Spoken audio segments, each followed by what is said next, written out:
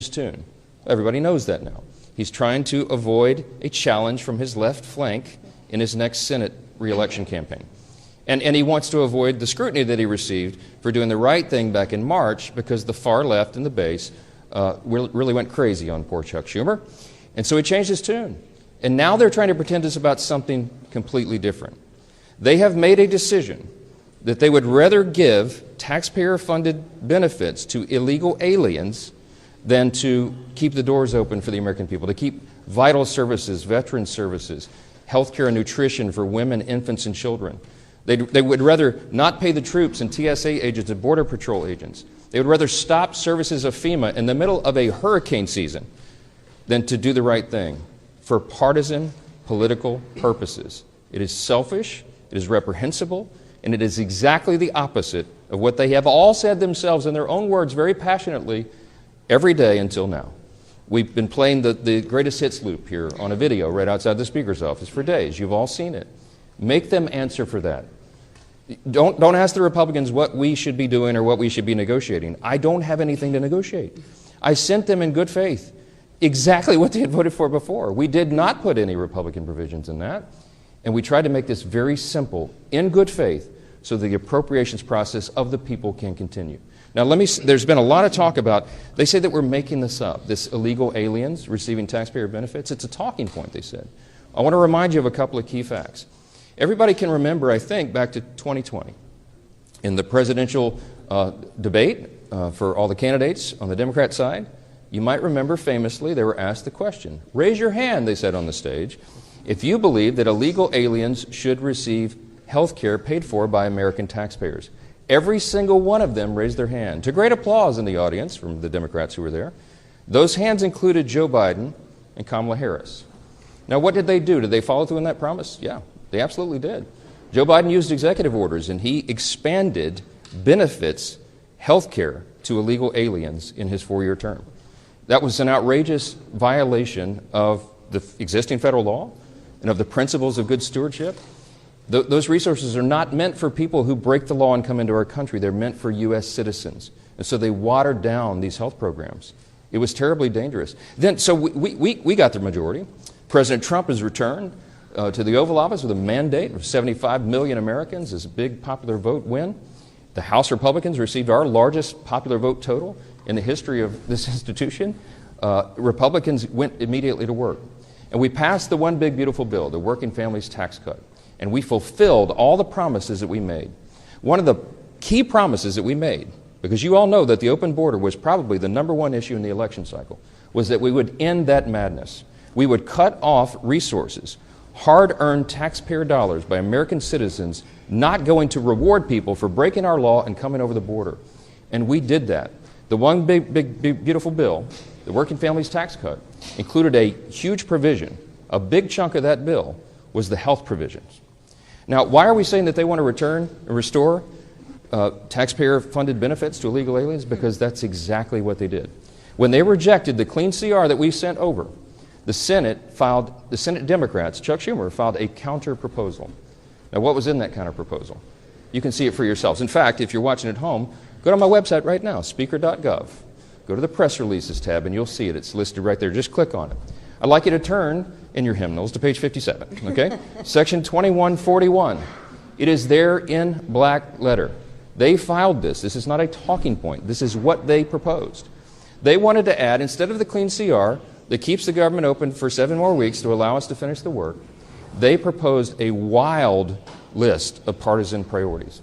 Among them, they want to return $500 million to the Corporation for Public Broadcasting to prop up left-leaning and biased media organizations. We're not doing that. The American people don't want us to do that. We don't need the Corporation for Public Broadcasting funded by taxpayers anymore because we're in their age of ubiquitous media. There's, 200 of you guys here? There's so many outlets. We don't need to do that.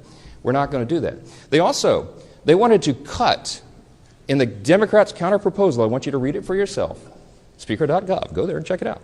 They want to remove the rural hospital fund that Republicans fought so hard to put into the one big beautiful bill. We set $50 billion aside to take care of rural hospitals. Why would Chuck Schumer want to get rid of that? I don't know. A lot of those rural hospitals are in red states. You have to decide for yourself what the motivations are here. But they say they're for health care. Why would they want to do that? The other thing that they put in there is very important. And on page 57 in section 2141, not a Republican talking point, read from the Democrats' document themselves. They said that they want to repeal the health provisions of the One Big Beautiful Bill. And why is that so important? Because I want to tell you what those health provisions did. They eliminated all of the taxpayer-funded benefits going to illegals. There was an amendment that was sent over to the Senate to ensure that illegals would not be getting health care paid for by taxpayer dollars. Illegal aliens, okay? 43 of the 47 Senate Democrats voted against that. This is just a few months ago. The bill was signed into law July 4th, and we cut all of that out. Let me tell you what some of those things are. The Democrats' counterproposal CR, the dirty CR we call it, as opposed to the clean CR, would result in nearly $200 billion being spent on illegal aliens and other non-citizens. Let me be specific. This is just a few of the reforms that we put in that they want to repeal and reverse. Number one, a provision that closes the California loophole. Now that's a provision that's also been adopted by states like New York and Michigan and Massachusetts. Other states have followed, other blue states. The California loophole allows taxpayer-funded Medicaid for illegal aliens. We eliminated that in the big, beautiful bill. Their counteroffer is to repeal and reverse that. That would cost $34 billion of U.S. taxpayer funds. Number two, a provision that prohibits Medicaid from paying more for emergency care provided to illegal aliens than it does for American patients who are disabled or elderly or children. We eliminated that in their counterproposal that they have filed that you can read yourself. They want to repeal that. That would cost taxpayers $28 billion. Here's another one, number three. They've counterproposed a provision that ends the Obamacare funding for non-citizens. The cost of that repeal would be $91 billion to all of you. Taxpayers, hardworking American citizens, would be funding that. A provision that repeals the Obamacare special rule for immigrants. That cost would be $27 billion for taxpayers. A provision that ends Medicaid funding for those improperly granted asylum and parole under President Biden's open borders. The cost of that would be $6 billion. I think that's actually a low estimate. You know, President Biden intentionally opened the border and Kamala Harris for 4 straight years. By some estimates, 20 million illegal aliens came from every country all around the world, and a lot of dangerous people came into the country. And you know what they did? They granted them all asylum. They gave them all this parole status so that they could roll on to taxpayer benefits. We've all been funding that. Republicans said, no, that does not comport with common sense. We're going to do right by Americans and not everybody else. We're not going to incentivize illegal immigration. And that's exactly what Biden and Harris did. It's what President Trump ran on to end, and we did that. It took the president about 2 months, and he closed that border tight. We don't have that problem anymore, but we still got to deal with the tens of millions of people who are here illegally. We're working on that. So the Democrats' so-called reasonable counterproposal would reverse all those common sense reforms I just listed and more. And I don't want you to take our word for it. I don't want you to regard this as some talking point. I want you to go read it for yourselves. Speaker.gov, go to press releases. You'll see it's the first thing listed. Click on the bill and go through it yourself and you'll see it. The result of all this would be $200 billion at least in taxpayer-funded benefits going straight to illegal aliens. Those are the simple facts. They cannot refute it. We have been making the rounds in all the media and every mainstream media outlet that we can get to over the last few days, and no one can challenge the facts that are on the paper. It's right there for everybody to see themselves. We have lots to say about that, and I'll answer some questions, but I want you to hear from the rest of the leadership team. And our majority leader who's been working really hard on all this is Mr. Steve Scalise. Leader? Thank you, Mr. Speaker. And as we mark day 2 of Chuck Schumer's shutdown, we know that there is a very straightforward way out of this, and that is for Senate Democrats to join with Senate Republicans and vote for the bill that opens up the government and allows negotiations to continue. Surely by opening up the government again, it doesn't resolve all of our differences, but it allows us to negotiate without Chuck Schumer holding the American people hostage. That's really what's going on here. You know, we had a vote on this House floor 2 weeks ago, and 99% of House Democrats voted to shut the government down. Led by their leader, Hakeem Jeffries, whipped their members to vote to shut the government down. And so they're running around this town right now doing podcasts and trying to be commentators. They're doing everything but being legislators. When they had an opportunity to actually govern, House Democrats voted to shut the government down. And now that the government's shut down, they're trying to blame somebody else for what they did. They voted to do this. They can get bailed out by Senate Democrats. The bill is still sitting over in the Senate. And so rather than trying to figure out who to assign blame to, what they should do is go over to the Senate, talk to their Senate Democrat counterparts and say, Senate Democrats, Chuck Schumer, open up the government again. And then let's have a negotiation over our differences. President Trump, you saw Vice President Vance as well saying, we will negotiate, but not while you're holding hostages of the American people. There are real differences we can negotiate. You know, they want to talk about all the Obamacare increases in premiums that they caused families. Obamacare is the health care law of the land, and it's leading to higher premiums for families. There are a lot of conversations that people can have about how to fix those problems. Throwing hundreds of billions of new taxpayer dollars to things like funding illegal alien health care is not the answer to that problem. And it surely is not the reason for Democrats to be shutting down the government. And yet that's what they're doing. Some of their own leaders have confirmed that's why they're shutting down the government.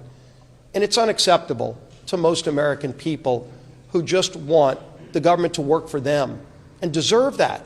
And we had a vote on the House floor. You can go look at that vote and see that over 99% of Democrats voted to shut the government down.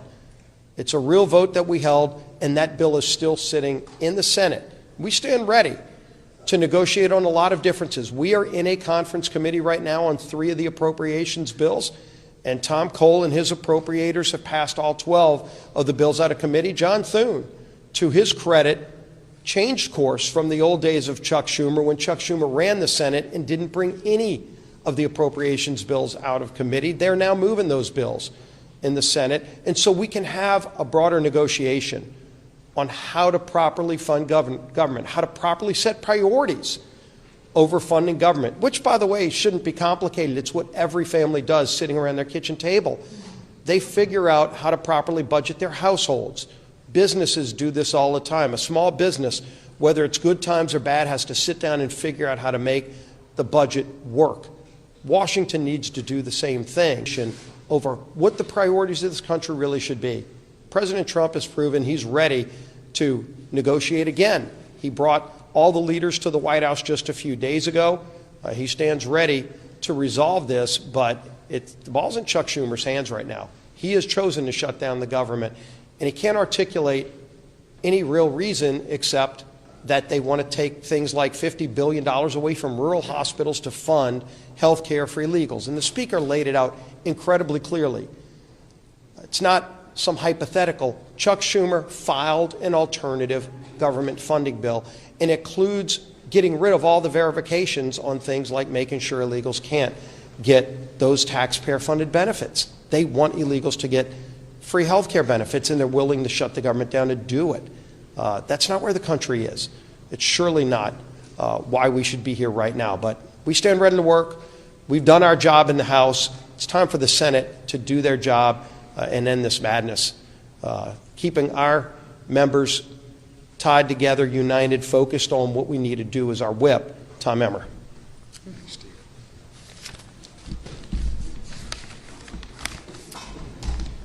Our men and women in uniform, veterans, air traffic controllers, farmers and ranchers, federal workers and their families, Americans who rely on telehealth and home care services.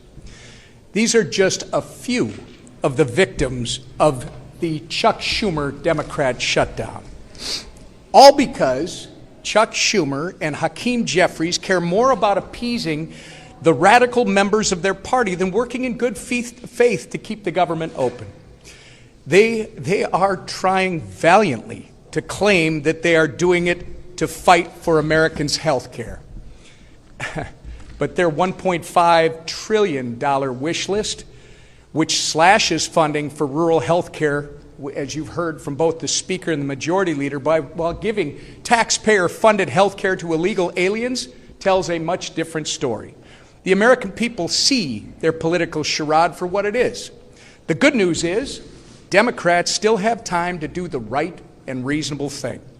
Because Republicans have done our job, there is a clean, nonpartisan continuing resolution ready in the Senate to send to President Trump's desk right now. The question is, how long? How long will Democrats hold the American people hostage to play their political games? I hope they come to their senses soon. Until then, we're going to force them to go on the record about their self-inflicted shutdown every single day. And the consequences will be theirs to own, and only theirs. With that, I'll turn it over to our conference chair, Lisa McClain.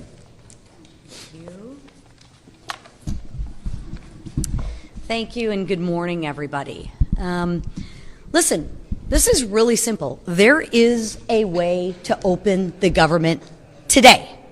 Pass the clean Republican CR bill that we already passed. I mean, it's really, really simple. That's it. Just pass it, right?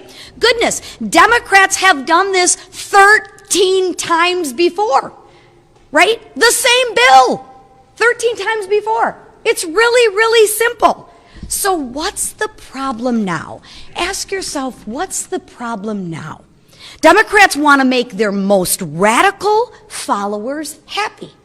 They're pandering to the radical Democratic arm of their party. And you know what? They want to spend your money to do that. They want to spend your money on government benefits to illegals. Your money. Where does that $1.5 trillion come from? It comes from your pockets. And you're going to give it to illegals. Nobody wants that, except the Democrats. They're going to spend your money on a climate crusade. And they're going to spend your money on radical media outlets. Gang, this is your money. It comes out of your pockets that you work very, very hard for. And more than $1 trillion they want to spend on their radical Democratic goodies. What's more, they want to make you pay for that all while gutting historic investments in rural health care, which is really interesting, right? What's their talking point now? Oh, healthcare, right? Then ask them, why would you gut $50 billion if you care so much about healthcare from the rural healthcare? Right? Because they don't have any facts. All they have is talking points, right? And they can't remember what they're talking about. Right? They're talking out of both sides of their mouth. They want to take $50 billion away from rural health care. Gee, I wonder why.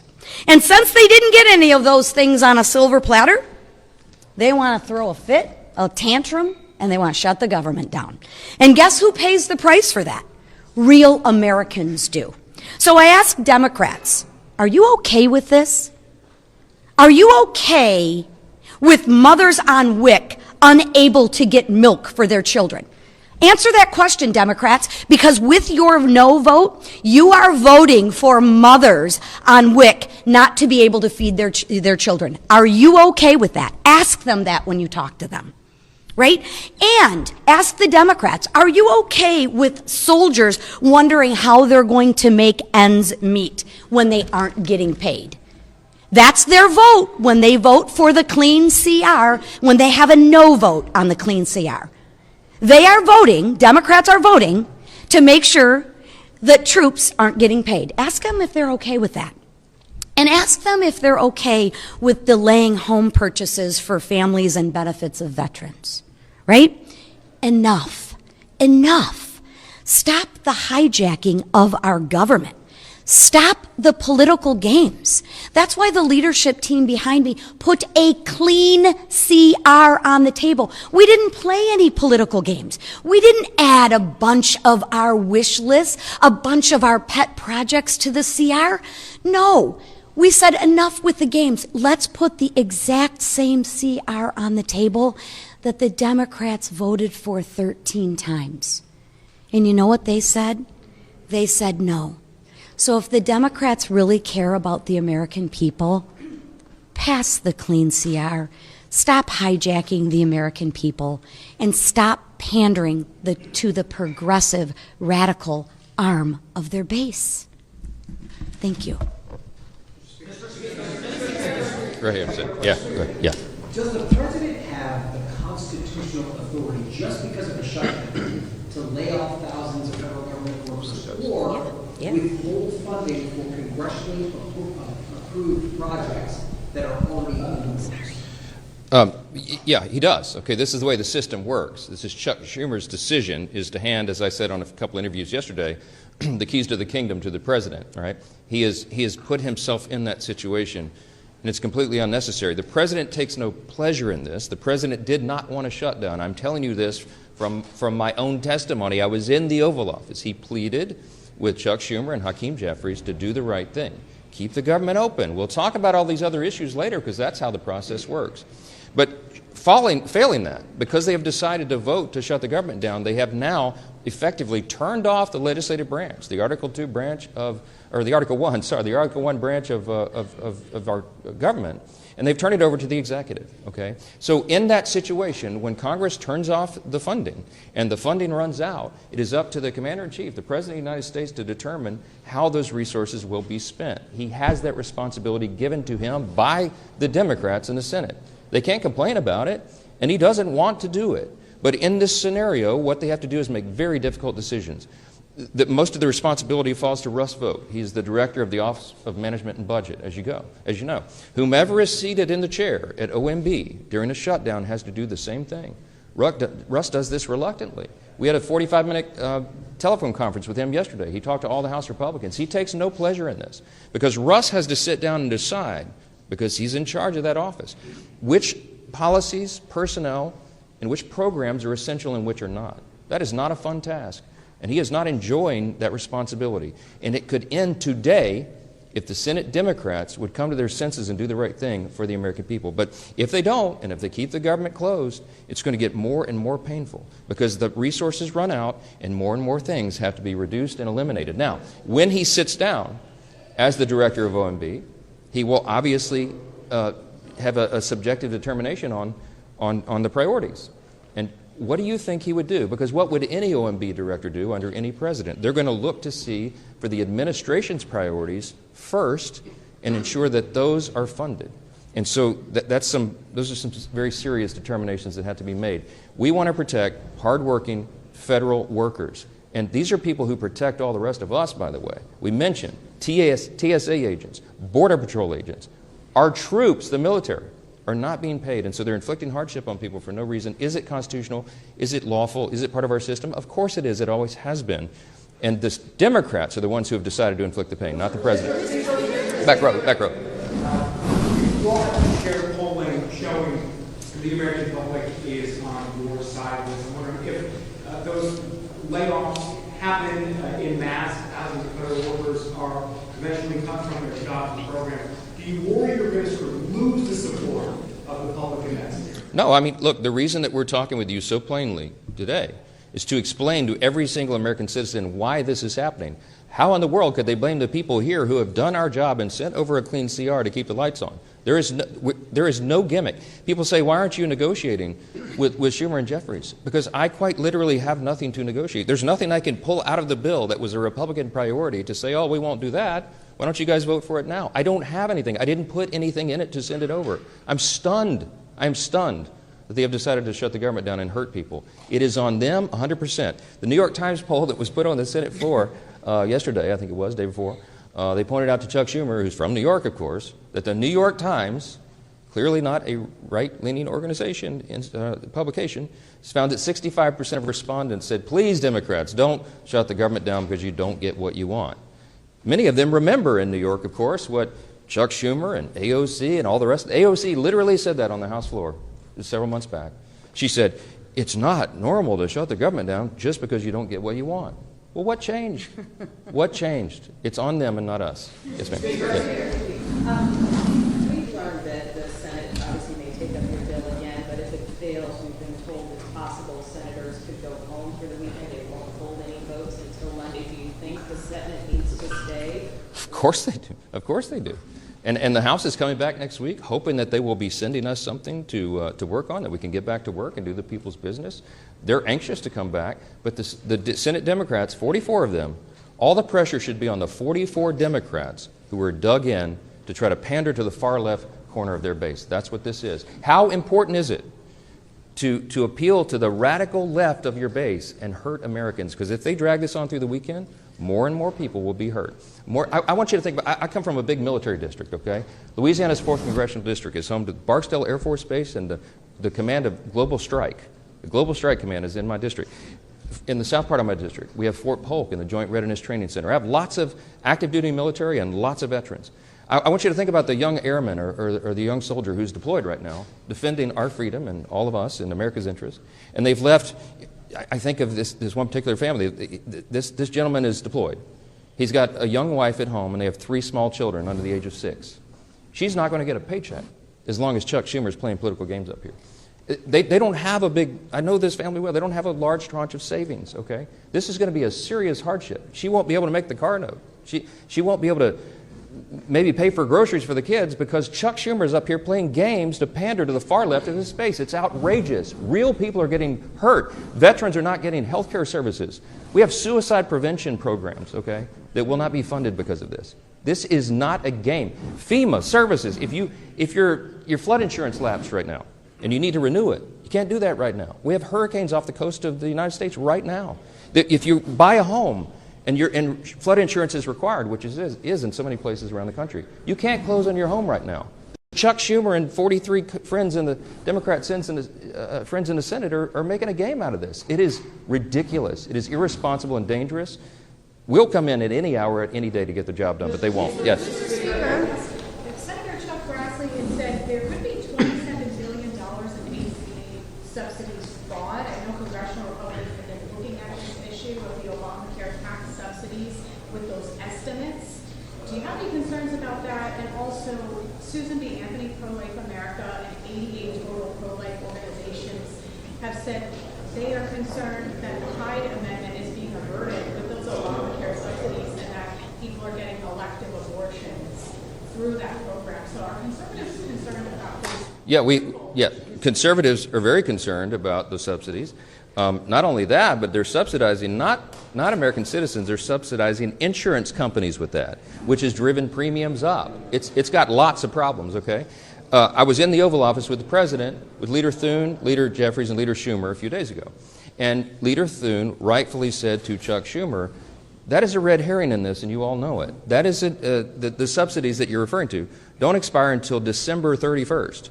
We're at the end of September. You're trying to take a December policy issue and insert it into this discussion about whether we're going to keep government operating for the people. That is a ploy. They've done that simply so that they can show a fight against Trump and Republicans. Let me tell you what that is all about. There'll be lots of thoughtful discussion, deliberation, and debate about that because there's lots of opinions and it needs major reform. Leader Thune told Leader Schumer very clearly in front of the President, before that's even considered, you have to take on real reforms to address those issues. And they demonstrated right there in front of the President. He saw it for himself. That's not a simple issue. That's going to take weeks to deliberate and discuss and debate. But that's the beauty of the process. We have 3 months to do that. That is not an issue for today. The only issue is whether they're going to vote to keep the government operating for the people. Clear, plain and simple. Yes, sir. Mr. Speaker? Thank you so much. Democrats want to not only have health insurance for illegals, but some of your Democratic colleagues over in the Senate are also talking about DEI programs that Democrats want to bring back. Can you elaborate on that? Yes, there's all sorts of... Remember, we sent over a 24-page clean CR. They sent over this thing that you'll have to see on my website to believe it yourself. But it's all chock full of all sorts of crazy things that they want to restore. And DEI has always been one of their big priorities. They want to spend $1.5 trillion new dollars of spending is what they're demanding to keep the lights on around here. It's absurd, and they should know it. They're all wrapped around the axle about these woke progressive programs being ended, but that's what the election was about. That woke progressive stuff is what the American people rejected. Some of our Democrat colleagues here are doubling, tripling down on it. Good luck with that. Good luck with that for the midterm election. Today, the White House witnessed her vote. The president posted on Truth Social this morning that the meeting is to determine which of the Democrat agencies they recommend to be cut.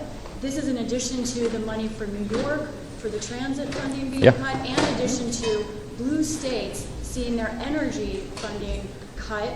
Two questions on this. I mean, do you think this is political targeting? Is that appropriate? And then in addition, No. HUD had on its agency webpage blaming radical Democrats for this. Is that an appropriate use of taxpayer money being overtly political? It's something we haven't seen before. I think what the HUD website says is the objective truth that we're telling you right now. There are 44 Democrats in the Senate, and by the way, every Democrat in the House except one who voted to shut the government down. They are the ones that made that decision. The White House and the executive branch take no pleasure in this. But when they are tasked with determining what their priorities are, obviously they're going to follow their principles and priorities and not the other team. That's the results of an election that everybody voted in, the popular election in Electoral College. I am.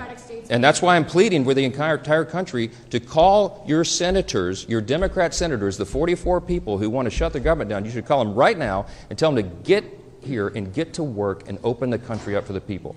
So many of you asked me this morning about sombreros and memes and why Hakeem Jeffries is all alarmed by that. But look, these are games. These are sideshows. People are getting caught up in battles over social media memes. We've got to keep this is not a game. We've got to keep the government open for the people. I don't know why this is so complicated. And to my friend Hakeem, who I was asked about, man, just ignore it. I mean, Gavin Newsom was trolling me last night. He painted me like a minion. He painted me yellow with big glasses and overalls. And I thought it was hilarious. You don't respond to it. For all my friends, R's and D's, don't respond to it. Get to work, do the people's business, and let's get on with it. Thank you all so much.